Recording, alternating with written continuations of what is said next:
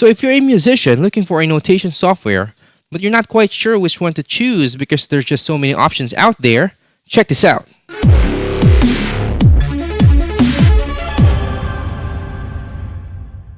Let me introduce you to Guitar Pro 8. But don't be deceived by the name. This is not just for guitar. It's for all kinds of instruments. So what is Guitar Pro 8? It's an incredible notation software that you can use for all kinds of purposes. Be it piano, bass, guitar, drums, horns, strings, any kind of instrument you can think of. You can also build an entire orchestral or choral arrangement inside Guitar Pro 8 and hear it because it has built-in sounds. So you can immediately check if your harmony is on point and all your notes are correct across all different keys and all different instruments and clefs. But first things first, don't forget to hit like, subscribe, and that notification bell for more videos like this. For example, let's check out this free tab of the day. Alright, so on this section, you can see how many tracks we have. Then we can cycle through the tracks and see each score from each instrument's perspective. The arrangement section is where we can see the bars that each instrument plays for. So you can see that the drums kicks in on bar number 8 and the vocals and bass on bar number 9. It's also color-coded per instrument, so it's easy on the eyes.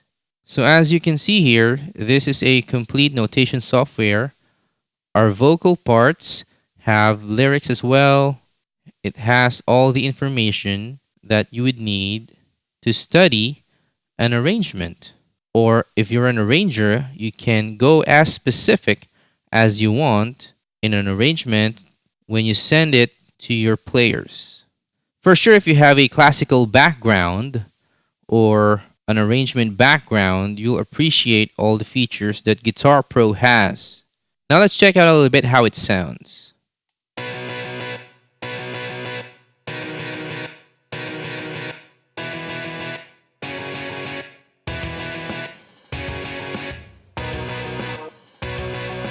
We can even skip parts. We can skip there and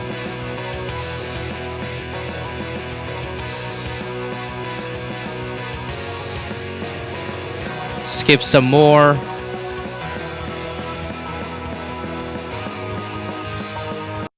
So just like that, you can hear your arrangement on how it sounds. And then you can export these MIDI files, put it on your favorite DAW, then produce the song. Alright, so now we've seen an example. Let's try to make our own score. Okay, let's go back to home page. You can also go back to the score if you did that by mistake. Go to home page and look at examples or templates. Let's try an empty template. We can choose what instrument we want, stringed, orchestral, drums, so it automatically gives you a drum notation setting. Here you can see we have piano, percussion, organ, guitar, strings, synth. We have here your bongos and congas. So it will default to those notes that you would use for bongos and congas. African kit, Latin, samba kit. It's very intuitive. If you want to write MIDI, you first have to go to Preferences, go to Audio MIDI, select your MIDI input, then you go to Sound, click MIDI Capture. Now that will allow you to write notes using your keyboard. Don't forget that. Alright, so let's try, for example, a saxophone lead sheet. The artist is Wham!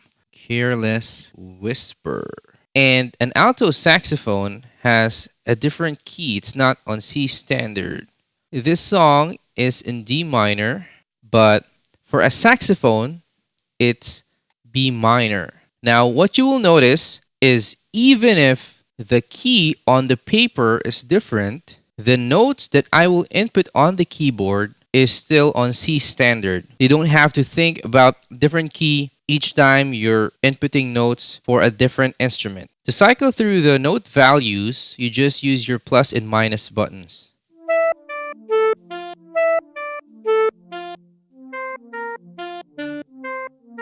Okay, quarter note, then back to eighth note,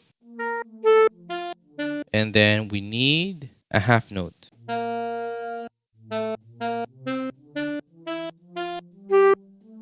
There we go. You couldn't see, but I was still writing on D minor. So in my mind, I'm writing in D minor, but the notes are being written for sax, which is in B minor. Okay, so let's look at what we wrote. Let's fit page to width. Now we can see here that the bars per system is a bit odd. You have 3 here and 1 there. And if you're like me, you want the bars to be even on each system to make it easier to read. So what you can do is you go to bar and click system layout. We just select fixed bar count per system. I like 4. So now our score has 4 bars per system. Delete that bar.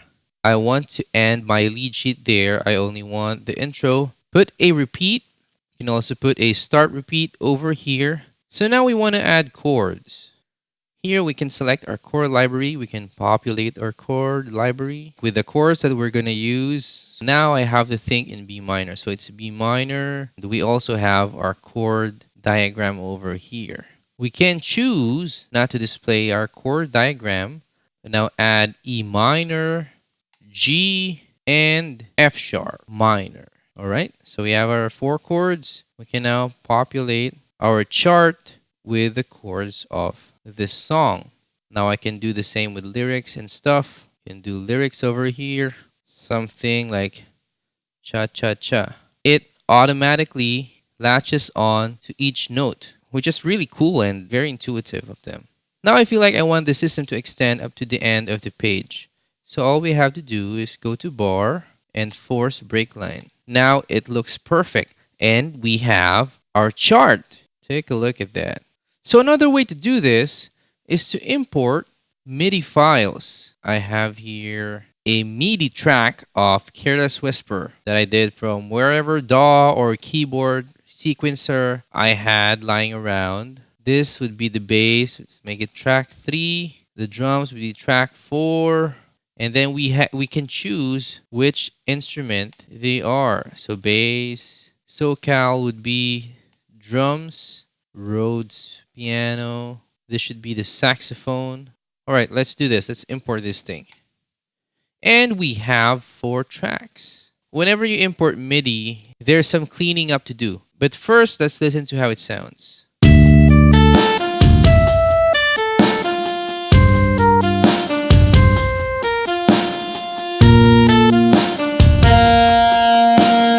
Okay, as you can hear, it's a little bit all over the place in terms of mixing. So here we have our mixer section, and we can fix that. Let's start with the drums. Let's remove all these extra bars. The system layout. Let's remove all those articulation and just make it one. You can even see here the open hi-hat. Now let's listen to it with the bass. Let's clean it up as well. Now let's go to the piano. We can pan that a little bit. Finally, we go to the saxophone. Let's put a little panning.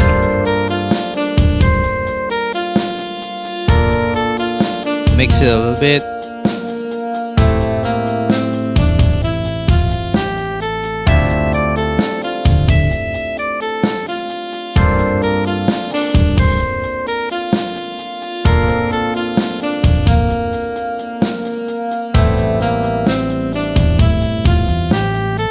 And now you can just clean this chart up instead of writing it from scratch. So let's try out a little bit of drums and non-pitched instruments just to see how it notates it.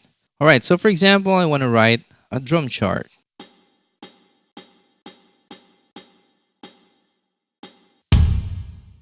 Our bass drum. A repeat. there you can see how easy it is to write your drum charts with Guitar Pro 8. You can now be a guitar player that arranges for drums. Send it to your drummer. He might like it. You never know. Alright, now let's try to make a piano chart from scratch. Let's choose piano.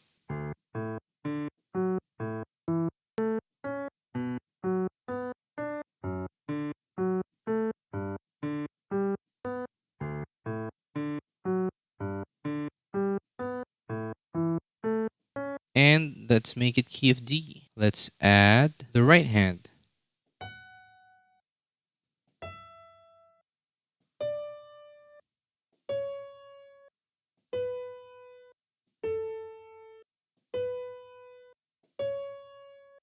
And there we have it. Now we have a piano chart. It's that easy to make charts on Guitar Pro. And it doesn't have to be for guitar.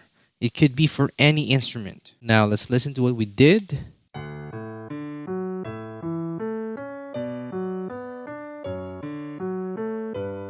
Right? We can also do the same thing, but for a string duo. Let's try out some violins, some cellos.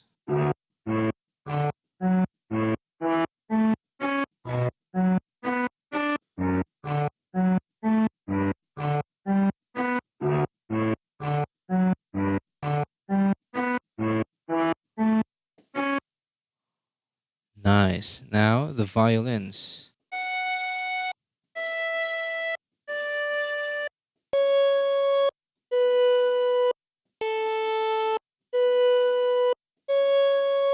And now let's check out the master score using F3 and listen to it again.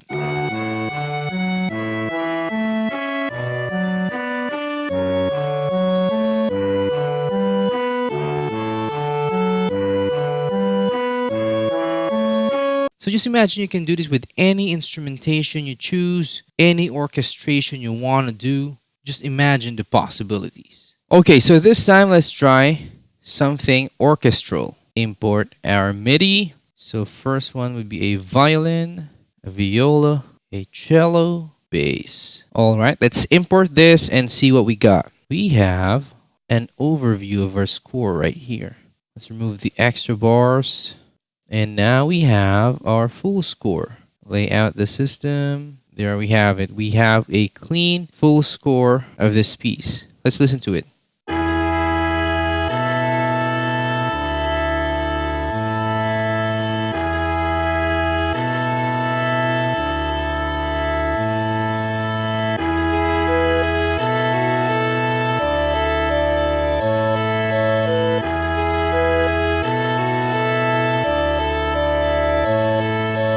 Let's check out another example. Import another one. Let's get on some brasses. Trumpet, trombone, a tuba, a timpani. Remove all the empty tracks. Then let's fix our dynamics. Can mix that. Play it from here on the arrangement section. So now we have our brass arrangement. Let's check it out.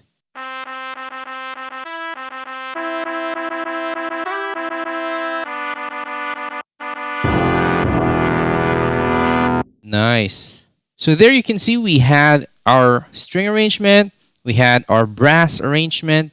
You can make your choral arrangement. You can combine all three of them and make one giant orchestral arrangement on Guitar Pro 8.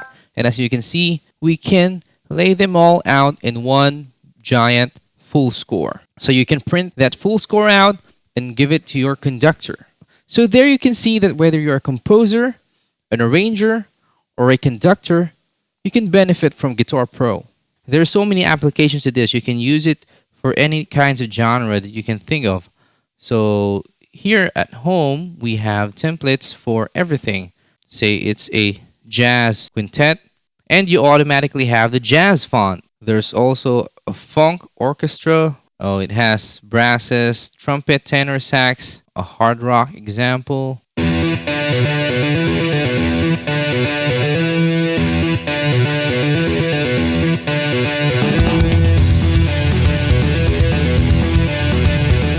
Do some blues.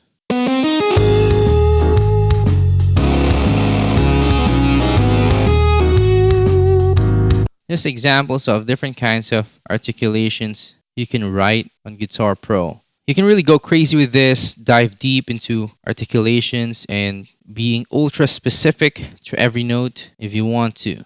Now let's check out another example, bluesy and groovy. See how it sounds.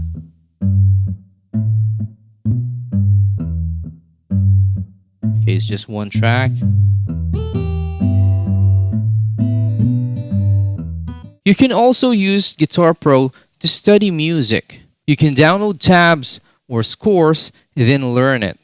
So you can just imagine the possibilities with Guitar Pro, whether you're a piano player, guitar player, bass player, drummer, or whatever instrument you use. You're an arranger, you want to orchestrate, you want to write a choir arrangement, or you're a producer that writes on MIDI and you want to send your arrangement to players out there. Guitar Pro is just for everyone and anyone who needs a notation software.